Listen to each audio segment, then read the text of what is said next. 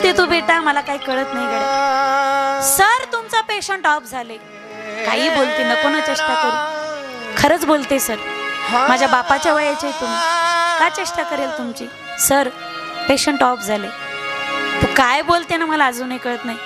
Sir तुमच्या मंडळी कायमच्या निघून गेल्या तुम्हाला सोडून, तुमच्या पत्नीचं निधन झालं. काही बोलते तू. पैशाच्या तयारीसाठी तर मी गेलतो. बघ 4 लाख आणले, 8 लाख माझ्या जवळ आहेत पेशंटची. तुम्ही ऑपरेशनची तयारी करा. सर खरंच तुमचं पेशंट ऑफ झाले. सकाळी 5:30लाच मी त्यांचा ऑक्सिजन काढून आले. 3 वाजताच त्यांचं निधन झालं. श्वास बंद झाला, नाडीचे ठोके बंद आहेत, हृदयाची धडधड बंद आहे. तुमचं पेशंट ऑफ झाले. ज्यावेळी पत्नी मेली, ही गोष्ट म्हाताऱ्याला काली ना धक्का बसला. नर्सकडे एकटक पाहत राहिला.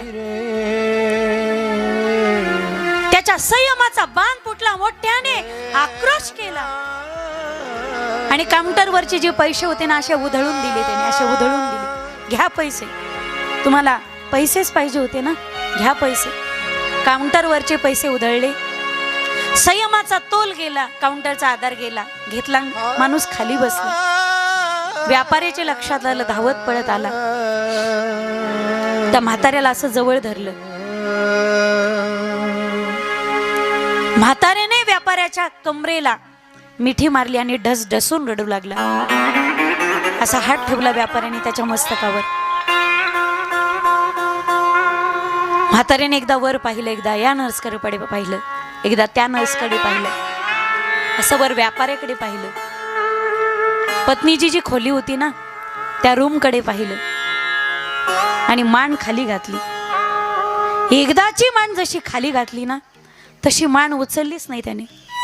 नर्स जवळ आली, ठोके तपासले, नाडी तपासली आणि सांगितलं पेशंट इज ऑफ. पत्नी गेली आणि पत्नी गेली ही बातमी कळताच धक्का बसला आणि म्हातारा सुद्धा गेला. जगात अशी दुर्लभ होती प्रेत यात्रा माईबा. एकाच अंत्ययात्रेमध्ये पुढे नवऱ्याचं प्रेत चालत होतं, पाठीमागे पत्नीचं प्रेत चालत होतं. एका बाजूला नवरा जळत होता आणि एका बाजूला त्याची पत्नी जळत होती. एका बाजूला बाप जळत होता आणि एका बाजूला माय जळत होती आणि पोरं हंबरडा फोडून रडत होते. कधी? मेल्यावर. अरे असेपर्यंत माय मृत्यूच्या दारात उभी असताना ऑपरेशन साठी 6 लाख रुपये देणं झालं नाही. केवळ 6 लाखामुळे माईही गेली आणि बापही गेला.